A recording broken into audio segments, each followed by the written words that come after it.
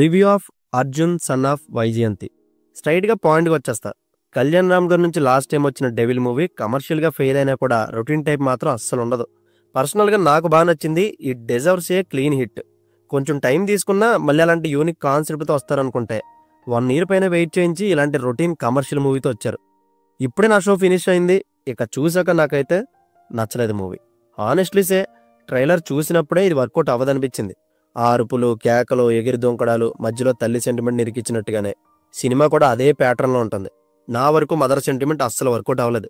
Except climax చిన్న bit portion తప్ప. తన తల్లి మీద అర్జున్కున్న ప్రేమ ఎలాంటిదో ఒక్క షాట్లో చూపిస్తారు. చూడగానే షాక్ ఇచ్చింది, వావ్ అనిపించింది. చాలా యూనిక్ ఐడియా అది. ఆ ఒక్క చోట తప్పించి ఈ తల్లి కొడుకుల ఎమోషనల్ బాండ్ మూవీలో ఎక్కడ డీప్గా తగలలేదు. ఈ ఎంటైర్ కథ నడిచేది ఆ రిలేషన్ మీదే, బట్ అదే కనెక్ట్ అవ్వలే. దీని బేసిక్ ప్లాట్ వచ్చి ఐపీఎస్ అవ్వాలనుకున్న అర్జున్ క్రైమ్స్ చేసి తల్లికి దూరం అవుతాడు. అలా మారడానికి కారణం తన లైఫ్లో జరిగిన ఒక సిచ్యువేషన్. ఎలా పడితే అలా చంపుతానంటే విలన్స్ ఊరుకోరు కదా, తల్లిని చంపాలనుకుంటారు. తల్లిని కాపాడుకోవడం అర్జున్ చేసే పని. చివరికి వీళ్ళు కలిసారా, అర్జున్ ఎందుకలా మారాల్సి వచ్చిందో మూవీ చూసి తెలుసుకోవాలి. సినిమా చూస్తున్నంతసేపు నాకు ఒకటే డౌట్, ఈ కథ మధ్యలో ఫైట్స్ పెట్టారా లేదా ఫైట్స్ కోసం సినిమా తీశారని. ప్రతి 15 నిమిషాలకు ఒక ఫైట్ వచ్చేస్తుంది. లెక్క పెట్టాలి కానీ చాలా శవాలు లేచుంటాయి. అందులో సగం పోలీసులో ఉంటారు. అన్ని ఫైట్స్లో ఒక్కడు కూడా వావ్ అనిపించలేదు. ప్రతిసారి స్లో మోషన్లో రావడం, బ్యాక్గ్రౌండ్ స్కోర్తో లేపడం, ఓరు సీరియస్ లుక్, మళ్ళీ రిపీట్. మూవీ అంతా ఇదే సైమల్టేనియస్గా జరుగుతుంది. యాక్షన్ సీక్వెన్సెస్కి మాత్రం డబ్బు బాగా ఖర్చు పెట్టారు. ఇంకా స్టోరీ అంటారా, చాలా అవుట్ డేటెడ్ అది. అసలు కళ్యాణ్ రామ్ గారు దీన్ని ఎలా ఒప్పుకున్నారో అర్థం కాలేదు.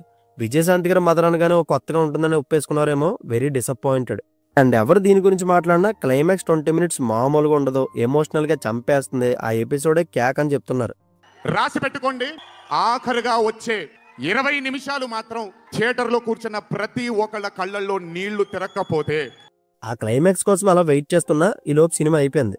రొటీన్గానే ఉన్నదంతా, లేపడానికి ఏముందో అర్థం కాలేదు. ఈవెన్ ఆ క్లైమాక్స్లో వచ్చే ట్విస్ట్ కూడా ముందే గ్యాస్ కొట్టేయచ్చు. ఫస్ట్ చెప్పినట్టు ఒక్క షాకింగ్ ఫ్యాక్టర్ తప్ప ఆ 20 minutes గురించి ఎలివేషన్ ఇవ్వడానికి ఏమీ లేదు.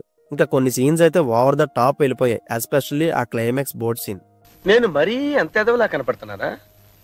ఓ మాదిరిగా కూడా కనపడలేదా? అండ్ ఫస్ట్ హాఫ్ కొంచెం ఇంట్రెస్టింగ్ గానే వెళ్ళింది, కానీ second half major problem. Pre climax to climax మరీ సాగదీసి వదిలారు. పేషెన్సీని టెస్ట్ చేసింది. యాక్టింగ్ వైజ్ కళ్యాణ్ రామ్ గారిని ఇలాంటి రోల్స్ లో ఆల్రెడీ చూసేసాం కాబట్టి నథింగ్ న్యూ.